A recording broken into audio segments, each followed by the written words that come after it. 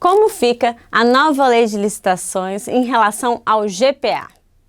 Isso eu vou explicar agora nesse vídeo. Meu nome é Ana Luísa Jacobi e vamos lá. O GPA é o Acordo de Compras Governamentais da OMC. E o Brasil já vem atuando como observador desse acordo, já tem cerca de 3 a 4 anos. Este ano, então, 2021, o Brasil resolveu fazer uma proposta para aderir a esse acordo. O que o Brasil ganha com isso? O Brasil ganha que agora, ele aderindo a esse acordo de compras governamentais, ele tem acesso a compras de outros países, a participação em compras de outros países e da mesma forma os outros países podem participar com maior facilidade nas nossas compras. Isso estimula o nosso comércio, estimula a busca por melhores produtos, melhores serviços, enfim, é uma troca, a ideia é realmente reciprocidade e a gente entende que o Brasil tem muito a ganhar com isso.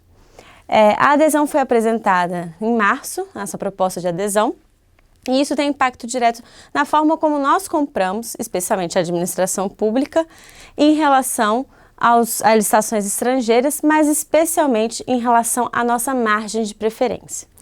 Isso porque a nossa margem de preferência é algo que é disposto na lei de licitações com a ideia de que os produtos e serviços nacionais que obedecem a esses requisitos, eles têm preferência em relação a outros produtos. Isso significa que, ganhando uma licitação, havendo uma licitação, o produto nacional ou serviço que se enquadra nessa categoria, ele pode ter uma porcentagem maior, de um valor maior, isso é um percentual maior, e mesmo assim ele vai ganhar em relação a outros produtos ou serviços.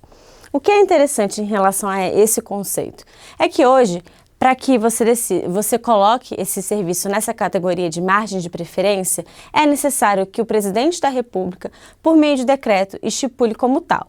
E a ideia é que ele estipule por um tempo certo. Então, a exemplo, os carros produzidos no Brasil, eles vão ter preferência em relação aos carros produzidos no exterior, para efeitos de compras governamentais.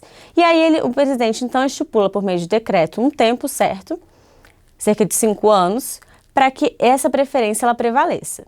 E aí cabe então ao órgão competente, como o Ministério da Economia, avaliar se essa preferência ela melhorou a disparidade em relação a esse tipo de serviço ou produto e se é necessário que essa preferência continue ou não, ela pode ser revogada. Bom, por que isso é importante em relação ao GPA? Porque a principal ideia do GPA é que todos os licitantes, todas as pessoas que desejam comprar, elas tenham igualdade de condições.